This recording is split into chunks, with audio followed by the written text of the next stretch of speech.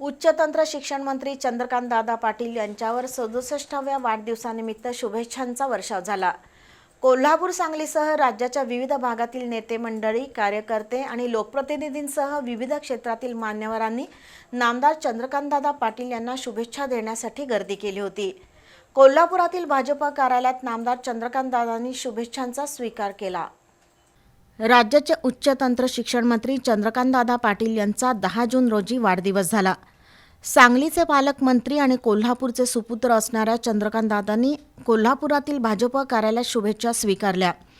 माजी मंत्री भरमू पाटील, आमदार अशोक माने, माजी आमदार संजय बाबा घाटगे, माजी आमदार जयश्री जाधव, अभयकुमार साळुंखे, प्राध्यापक जयंत पाटील, बाळासाहेब यादव, राहुल चिकोडे, भाजपचे प्रदेश सरचिटणीस महेश जाधव, जिल्हाध्यक्ष विजय जाधव, नाथाजी पाटील, राजवर्धन निंबाळकर, स्थायी समितीचे सभापती विशाल शिराळे, नगरसेवक मुरलीधर जाधव, विजय खाडे पाटील, स्वरूप कदम, दीपा ठाणेकर, शारंगधर देशमुख, अभिजित खतकर, माजी नगरसेवक राजसिंह शेळके, किरण नकाते, माजी महापौर दीपक जाधव, सुजित चव्हाण, के.एस. चौगुले, ॲडव्होकेट बाबा इंदुलकर, दिलीप देसाई, किशोर घाटगे, संगीता खाडे, कोल्हापूर प्रेस क्लबचे अध्यक्ष शीतल धनवडे, ज्येष्ठ पत्रकार गुरुबाळ माळी, समीर देशपांडे, दैनिक जनप्रवासचे संपादक संजय भोकरे, कृष्णा चौगुले, गायत्री राऊत, संदीप देसाई, अशोक देसाई, उद्योगपती अण्णासाहेब चकोते, माणिक पाटील चुएकर, भगवान काटे, सावकर मादनाईक, शिवाजीराव माने, डॉक्टर आनंद गुरव,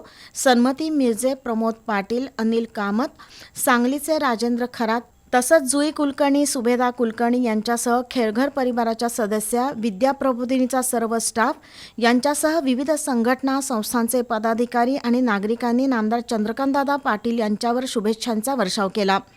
चंद्रकांतदादांच्या जीवनचरित्रावर आधारित विकास यात्री या पुस्तकासह विविध पुस्तकांचं प्रकाशन करण्यात आलं। नामदार चंद्रकांतदादांच्या वाढदिवसानिमित्त संवेदना ट्रस्टसाठी उपस्थितांनी देणगी जमा केली। शुभेच्छांच्या वर्षावात नामदार चंद्रकांतदादा पाटील यांचा वाढदिवस मोठ्या उत्साहात साजरा झाला।